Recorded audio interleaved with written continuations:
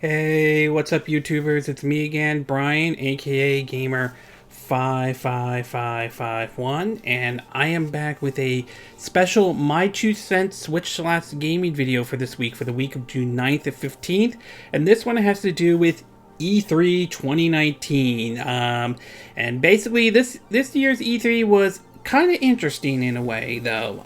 We had some downers, but we also had some good announcements that were made at E3 2019, though. I will get to the Nintendo one, but that will be in a separate video. I want to focus on some of the games that kind of caught my attention on for this one that were in like at Nintendo's presentations and so forth. And there were some pretty good announcements that were made, and then of course there were obviously some major downers, or not all the press conference turned out to be as well as some people had hoped for, or some presentations I wasn't 100% sold on it, at least not yet at this time. So we'll get started with the first part, and that would be what I liked, though. So we'll start with the first one, and I will say is about Square Enix.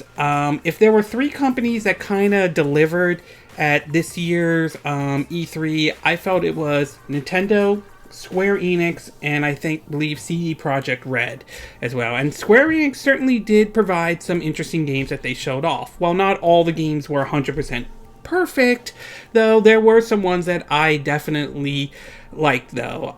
We learned that the last Remnant was announced for the Nintendo Switch, and that was available, and it's available right now to download. Final Fantasy Crystal Chronicles for the PS4 and Nintendo Switch are getting remastered as well.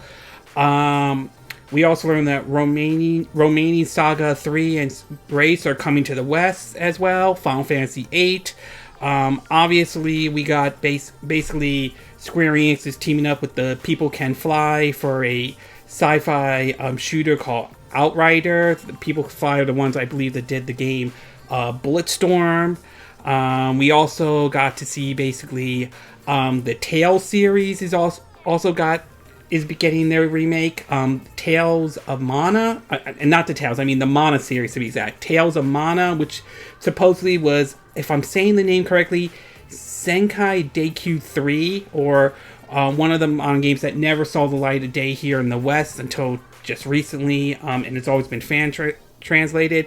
On top of that, a collection of Mana games is being released as well that contains the Final Fantasy Adventure game, Secrets of Mana, and Tales of Mana, the original version. So it's going to be interesting to see how that remaster version is going to play when it comes out as well. But based on what I've seen so far, it definitely looks very promising. But I will say, for the most part, a lot of the stuff that Square Enix showed definitely showed some promise, and it's nice to see some of them are coming towards the Nintendo Switch.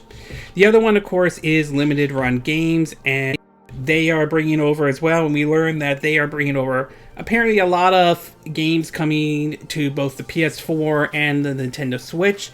Obviously, some of them we know that there's going to be several Star Wars games coming, although nothing announced for the Switch at this time. Two of the games that caught my attention the most that they are going to bring over, at least to the Nintendo Switch, from what I understand, is, of course, Blaster Master Zero, the first one, though. Here's to hoping the second one makes its way in a physical form to the Switch. And supposedly both Turok and Turok 2 Seeds of Evil will be released on the Nintendo Switch from Limited Run Games in the physical form. So, yeah, they got some pretty interesting games out there. Plus, also the original Red Faction action. So there are certainly some games out there for everyone that Limited Run Games is going to bring over, and that certainly is nice. But those are probably the two that I'm looking forward to the most from Limited Run Games. The next one I did like was the Dragon Quest S, or the Dragon Quest, I think, 11S. That's the enhanced version for the Nintendo Switch, or the enhanced PS4 version. To me, this is definitely the one I'm definitely looking forward to trying out, especially learning about a lot of the brand new content, though. I think a new orchestrated sound, but the one that really stuck to me the most is the ability to switch to the 3D visuals they have to this game and switch to this classic 16-bit style visual. So that definitely is definitely is on my radar. Plus, we learned that the heroes from the Dragon Quest games are making an appearance in the Super Smash Bros. Ultimate, though. The next one I'll talk about is actually two, and this is from CD Projekt Red. And we'll start off with the first one. The big one, obviously, for a lot of people is Cyberpunk 2077. And we actually got a release date from that they announced at E3 in a most surprising way possible. We learned that it was announced by none other than actor Keanu Reeves. Most people, I remember him from the Matrix and, of course, the Bill and Ted series, but also most people will know him recently for the John Wick series, which, from what I understand, John Wick 3 did very well at the box office, and they're sort of working on John Wick 4. He came on stage and announced a release date of April 16th, 2020. Not only that, a new trailer was dropped, and they showed off him being into the game, and certainly he made some comments about his appearance in basically terms of working with CD Projekt Red. He said, I think Reed didn't say much about his role in the game. This is from Game Radar, though. His main line is, "We have a city to burn," so I wager he leaned towards the underbelly side stories of society, but he did discuss his history with CD Projekt Red. "I gotta talk to you about something," Reed said. A while back, the guys at CD Projekt Red approached me and asked me to be part of their new project.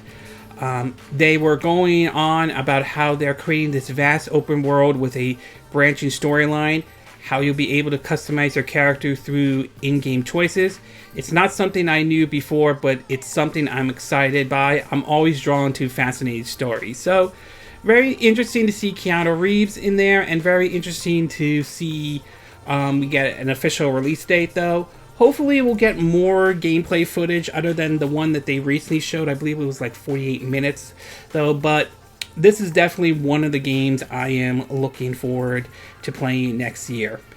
Especially, speaking of CD Projekt Red, during Nintendo Direct, they dropped what I did not expect them to announce in any way possible, though. And that is The Witcher 3 is coming to the Nintendo Switch. I was literally shocked when they heard this announcement. I remember hearing rumors after rumors about rumors of the game coming to the Nintendo Switch. And while I certainly was not against the idea of The Witcher 3 coming to the Nintendo Switch, I wasn't ready to jump onto the bandwagon to declare this rumor being true or anything like that. I was taking sort of a wait-and-see approach until there was an actual official confirmation. And when they showed this off at the Direct, though, my mouth literally hit the floor. I was surprised to see this game come to the Nintendo Switch. I do have some questions, though, about it, though, and that big one to me is the frame rate. That's the big question for me. Can they get a stable frame rate for the Switch version of The Witcher 3 Wild Hunt for the Nintendo Switch? Because I've heard stories of how there have been issues of frame rates in other versions of The Witcher 3 Wild Hunt. Some issues where it's not as stable as some people would have liked it to be, to how even The Witcher 3 didn't run well on most PCs. Now, whether or not the game wasn't optimized well enough for the PC, or whether those folks don't have a proper PC or anything like that, who knows. But my hope is that they could get this game running properly on Nintendo Switch. We also learned that Saber Interactive is handling the Switch port. We learned that also that it will be 540p when in portable mode and 720p when in docked mode with dynamic resolution. And we also learned that they are squeezing, or as much as they can, hopefully everything, into a 32-bit gigabyte cartridge. I mean, that is amazing that they're bringing this game over and all that stuff. Don't get me wrong, I'm looking forward to Cyberpunk 2077, but the fact that The Witcher 3 is coming to the Nintendo Switch just, boom, just blows my mind on this. And it does make you kind of wonder to a certain degree. And now, I'm just saying, there's no guarantee this is going to happen.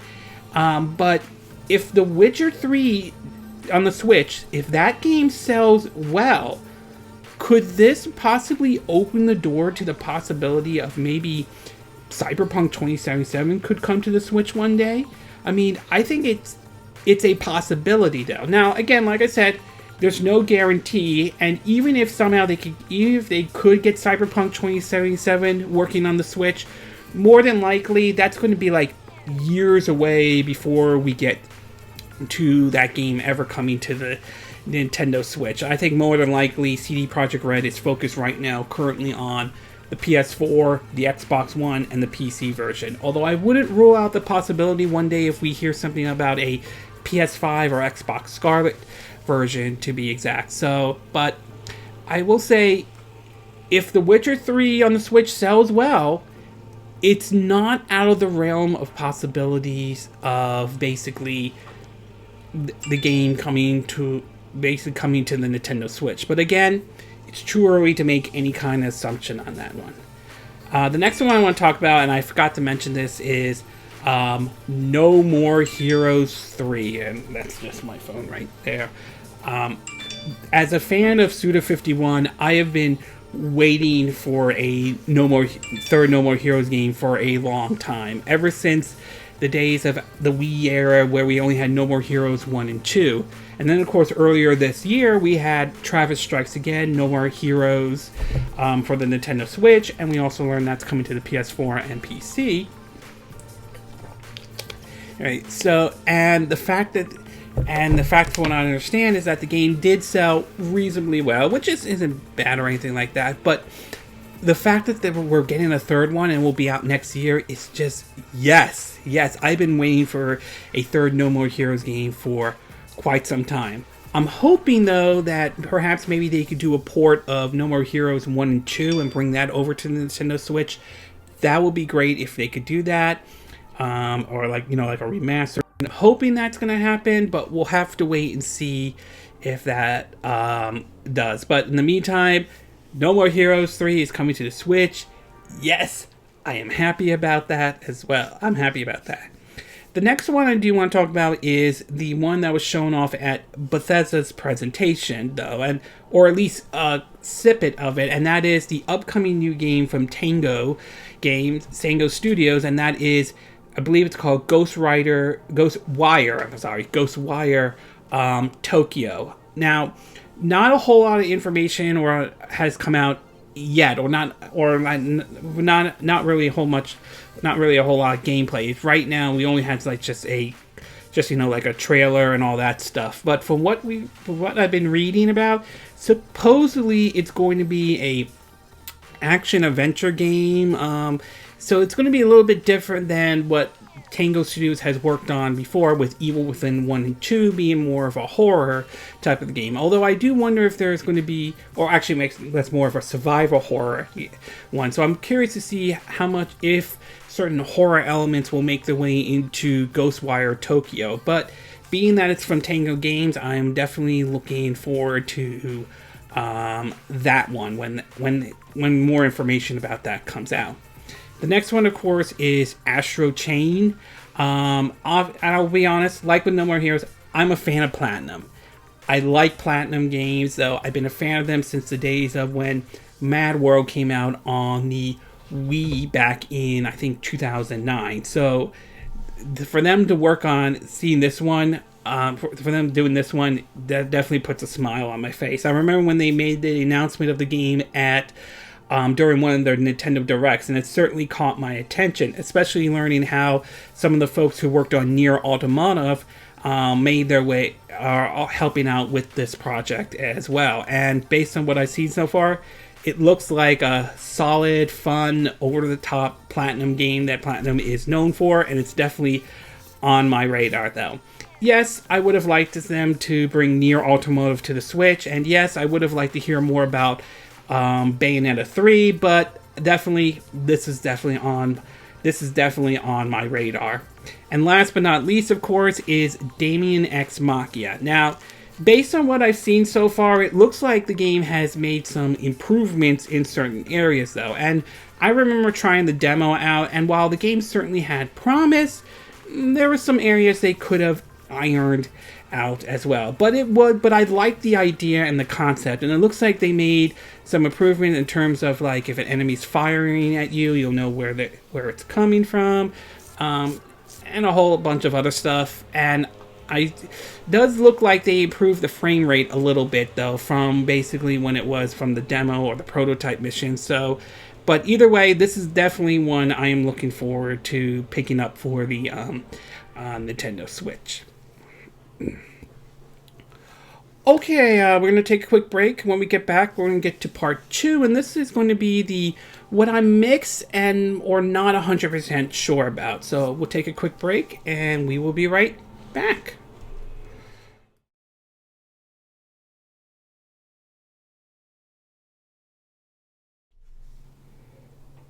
Okay, and we are back with part 2 of our My 2 Cent video, or my 2 Cent Switch/gaming video of E3 2019. So now that I gave you part 1 in terms of what I like, we get to part 2, which is the parts that I think are mixed or not sure yet, or like I'm not 100% sold on it yet though, but I'm not really dismissing it entirely. I still need to get more information about this before I'm 100% sold on what they are trying to do. And so we'll start off with the first one, and this one has to do with Ubisoft, in which one of their games they announced at the end of their press conference, which from what I understand was sort of a kind of an odd press conference, especially hearing how I think games like Splinter Cell are heading to mobile devices, which obviously for a lot of Splinter Cell fans, that's not exactly what they wanted to hear or anything like that. But one game that did popped up that kind of caught my attention, though, was the announcement of Gods and Monsters. And right now, there isn't really a whole lot of details at this time, though, but for what I understand, though, it's being developed by some of the same folks who did last year's Assassin's Creed Odyssey, which, to me, I thought was one of the better Assassin's Creed games, along with Assassin's Creed Origin. So, and to me, as far as Assassin's Creed games goes, I would say Black Flag first, Odyssey second, Origins third, and Assassin's Creed 3 as fourth, though. So at least that's from my perspective, though. So it's what they showed off looked interesting. The art style looked nice, and some people said, for what I understand, it's kind of taking a bit of a Breath of the Wild approach, which is interesting, though. Still, I have some concerns, basically because last time when Ubisoft put out a new IP, from what I remember, last year we had Starling Battle of Atlas, which unfortunately did not perform as well as a lot of people would have hoped for, or with Ubisoft had hoped for. Some of it had to do with Ubisoft's decision to do the Toys for Life concept, which honestly, that really didn't get that far. And combine that with the fact that the digital version had all the pieces, so it made no sense to pick up the physical version, leading to the game underperforming, or at least not selling as well. Although the Switch version, for what I understand, fared a bit better than the other version, leading to basically Ubisoft canceling any more Toys for Life, but still supporting the game in a certain way. So I'm just concerned that we could have this kind of situation with Gods and Monster. But like anything, it's too early to tell if that's going to happen. We'll have to wait and see some actual gameplay, though. So I am still somewhat interested in this game, but a little iffy if they're going to repeat the same mistakes of like what happened with Starling Battle of Atlas. So we'll have to wait and see on that one. Plus, I got to see some gameplay on that one as well. The next one is Contra Rogue Corp, if I'm saying the name correctly, though. And while it's great that we're finally seeing a brand new Contra game, I'm not sure about this one, and I'm not sure not everyone seems to be pleased with this. Especially, I think there are some reports coming out where it's not, where if you hold down the fire button, your gun will overheat and everything like that. Plus, the certain camera angle and have it all set up, though.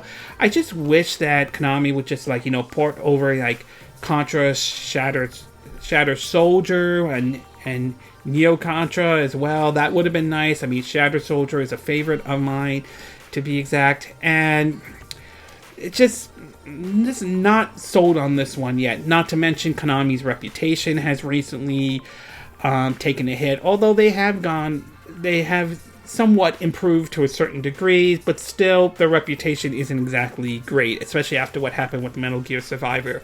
Although we did get the Contra Classic Collection that was just recently, that got announced, that's available to download, so that certainly isn't a bad thing. But yeah, I'm not sure about Contra Rogue Corp or anything like that, so not entirely sold on that one yet. The next one, of course, is the Spyro Reignited Trilogy, the Switch version. So, after months and months of rumors, we finally got here that Spyro Reignited Trilogy is going to come out this year, especially for not only the Switch, but for the PC. My concern and my fear is, and I think this has sort of popped up, is that when Spyro Reignited Trilogy was released on Xbox One and the PS4, there was a bit of an outrage when it was learned that the game will only have one of the games on the disc and that the others would have to be downloaded.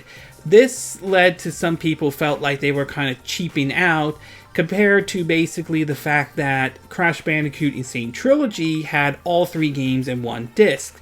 And that led to the game being delayed, and for Activision and the developers who were handling the Spyro Reignited Trilogy, I think Toys for Bots, if I'm saying the name correctly, basically had to delay the game to put all three games into one disc. And recently it's been discovered that there has been, on the package, there is an additional download required for the Switch version, which to me, although I haven't read if this is confirmed or not, although it's sounding like it is that only one of the games will be available on the Nintendo Switch, and it's possible the other two will have to be downloaded, which, if that's the case, and if that is true, then there's a good chance this might be a hard pass for me, because I mean, don't get me wrong, I'm glad they're bringing Spyro Reignited Trilogy over to the Nintendo Switch, but if they're pulling what they did with the PS4 and Xbox One version, though, before the backlash grew and they had to put all the games in one disc, I may hold off on buying the Reignited Trilogy, for Spyro Reignited Trilogy, especially the Switch version. And last but not least, we do have two Square Enix games, which, while I'm not 100% sold on them, I do think they do show a lot of promise. The first one, obviously, is the Avengers game, and they showed that one off, and I will kind of agree to a certain extent. Yeah, I'm not really a huge fan of the character designs. I don't know if they're trying to make the characters look like the characters from the Marvel Cinematic Universe. It does sound like it is, but if they're doing that, they don't seem to have gotten that right and all that stuff. Basically, we didn't really see a whole lot of gameplay.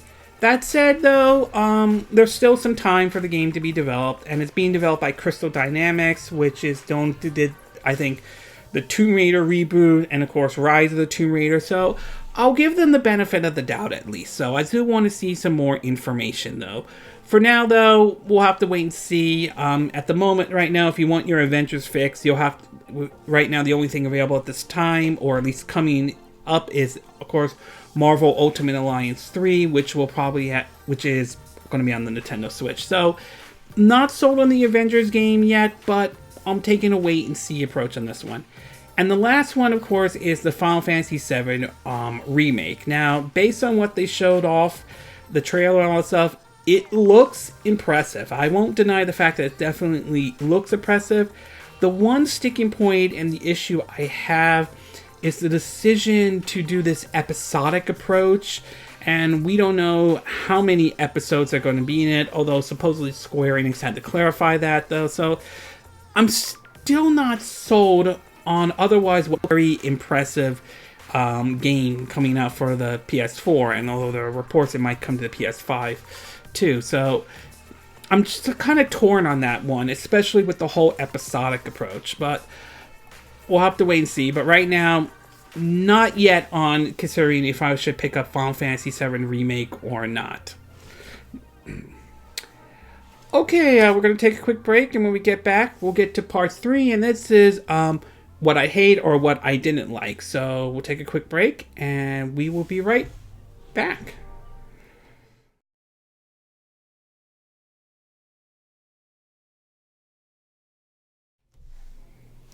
Okay, and we are back with our third and final part of our My 2 cent Switch Last Gaming video for this week, based on E3. So we're going to get to the parts that I personally don't like, the parts at E3 where I felt like it wasn't exactly the greatest moment. In fact, in general, for what I understand, this E3, had it not been for companies like Square Enix, Nintendo, and perhaps in my view, CD Projekt Red, this one could have been a downer. So there are basically three situations. The first one has to do with, I think it's kind of very, very scummy for what is going on for those who back Shenmue 3, and I really would not be surprised if I see this game get review bombed. Even though I'm not a big fan of the idea of games being reviewed bombed, this one I would not be shocked if that happens. So what am I referring to is that it looks like we learned at E3, basically it was announced that the crowdfunding RPG sequel, Shenmue 3, will be an Epic Games Store exclusive when it launches on PC this November. This late-in-the-day revelation has angered a selection of the title's backers who originally expected a Steam code of the PC release. Upon announcement, the Kickstarter's page was immediately hit with a flood of complaints.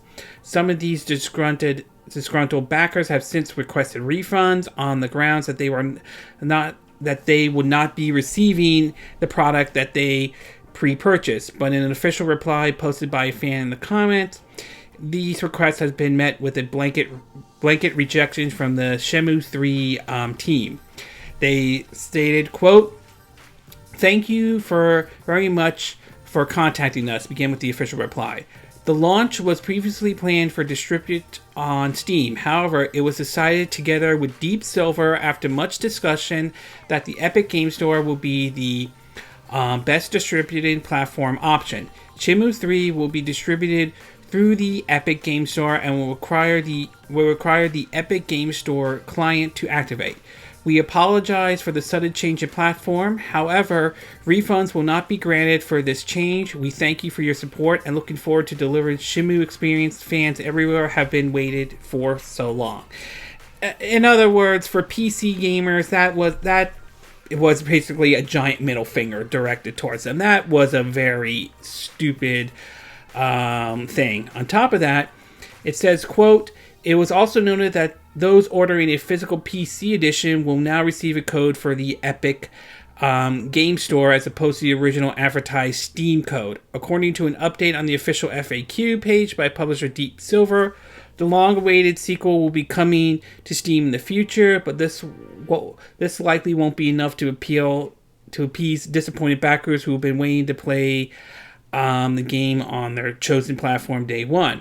While some backers are claiming they will seek refund directed for their payment sources, others will report YNET for falsely advertisement. Wherever this goes, this is pretty miserable ending to what has been for many years a passionate and trusted relationship between development teams and their communities. Hopefully matters can be reached some form of compromise." And honestly, I don't disagree.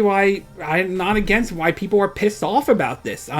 It basically, based on if what they're saying is true, is that you misled a lot of people. You lied to them about this game that you want to bring over to that you're bringing over to the PC, only to find out it was going to the Epic Game Store. And honestly, if you were planning to bring it to the Epic Game Store in the first place, you should have been upfront about this right from the beginning. And the fact that you're not going to give refunds, though, yeah, I can see why a lot of people are going to be pissed off on that. Whether, say, something like a lawsuit emerges from this or not remains to be seen. Whether people can get their refunds or whether they report for false advertising, who knows. But one thing for certain, though, is I would not be shocked in any way possible if we learn that this game is review bomb. I would basically not entirely be shocked by that. So very scummy on their part for what they're doing for the PC version of Shenmue 3. The next one, obviously, is, of course, Bethesda. And while it wasn't nearly as bad as what EA was doing, though, it still wasn't exactly 100% perfect. The only good thing that came out of Bethesda that I could think of is the fact that, um, you know, Doom Eternal will launch on November 22nd, which is definitely on my radar, though. Although I'm a little iffy with Bethesda, especially with the Switch support, after what we've learned, what they're pulling with Wolfenstein Youngblood, where basically, if you buy a physical copy, you're only going to get a download code. It's not going to be in the cartridge or anything like that, which is why and again, this is my opinion, my choice, though, I decided to cancel my pre-order altogether on that as well.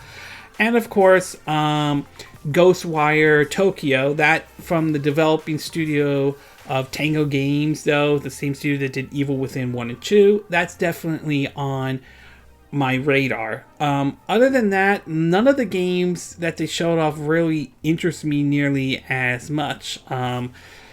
They basically talk about the next big game for the Switch is Elder Scrolls Blade, that free-to-play game that was on mobile devices that not everybody is a huge fan of, so I'm a little iffy about that one, to be exact. I haven't tried the game out yet, so I'll have to wait and see about that one.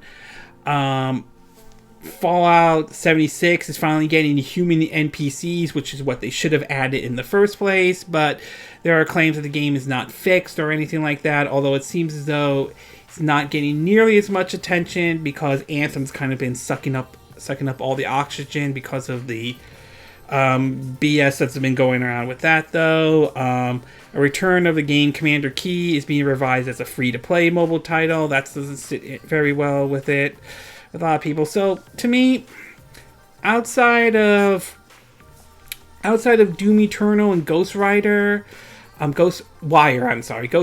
Tokyo, and perhaps the new DLC upcoming for Rage 2, nothing that they showed was interesting at all, though. I mean, again, it's just none of them has been as exciting as the time when Bethesda held their first press conference and they showed off Doom for the very first time. So nothing really drew me in with this one. But it doesn't compare to what EA does. I mean, EA's was just like so low key and all that stuff, maybe because of the amount of hate that's been going to that company lately after a lot of the crap that they have pulled, especially with Battlefield 5, and of course the recently with Anthem trying to buck the blame and all that stuff. I mean, nothing that EA has showed really caught my attention anyway. The only thing that might have caught my attention to a certain degree might be Star Wars Jedi Fallen Order, but even I have doubts about that game, mostly because of the way EA has handled the Star Wars license.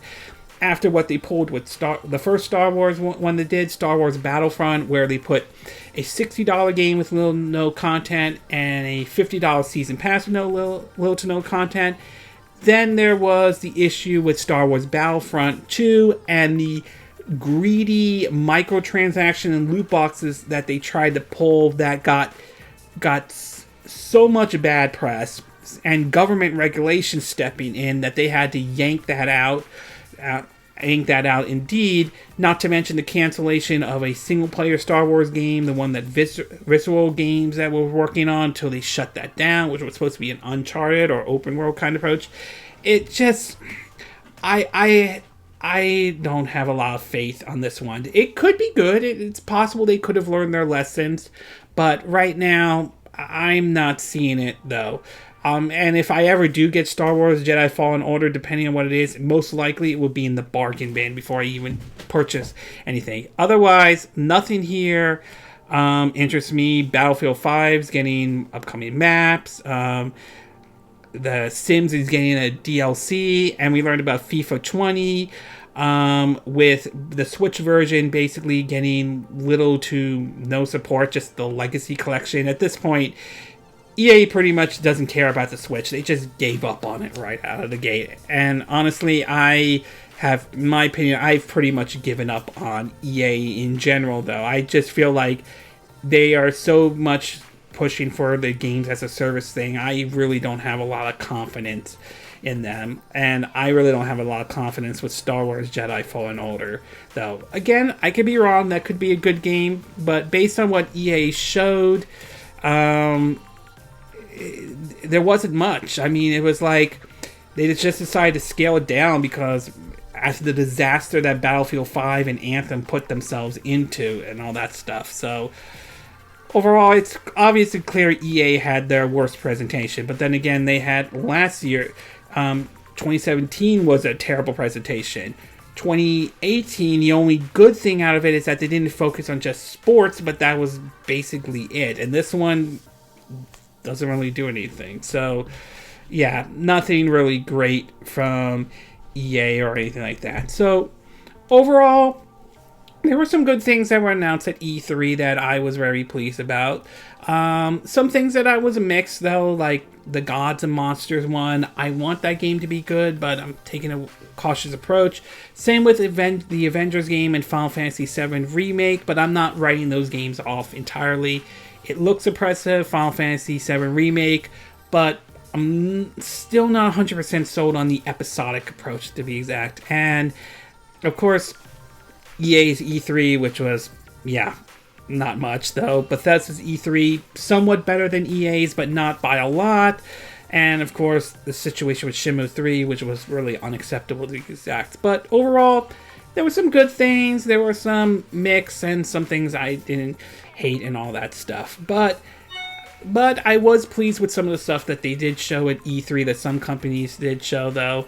I think, like I said before, I think the big highlights obviously were Nintendo, Square Enix, and I believe CD Projekt Red, especially with Cyberpunk 2077, and of course The Witcher 3 coming to the Nintendo Switch. So, again, it was clear based on a lot of the comments I've heard that really it was really Square Enix and Nintendo that really stole the show at otherwise what was not a really an impressive E3 to be exact.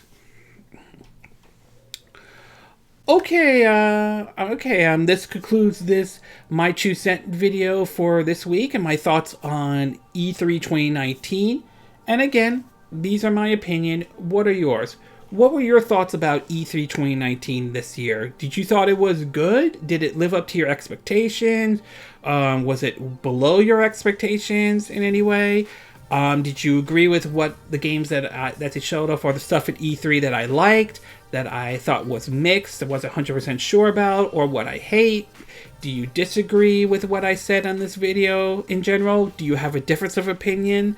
Then, as always, sound off on the comment section below. Let me know what you think, and I hope you hit that like button. I would appreciate it, and I hope you do subscribe to my YouTube channel. If you do, make sure you hit the bell icon for notifications of any new videos I put up. Also, feel free to share this video if you want to, and feel free to donate to my channel if you like. You could do it through PayPal me or Patreon. Links will be in the description of this video. And I will see you again next time when I do another video. Hopefully that will be soon. Until then, from Southern California, I wish you all a good day then. Bye!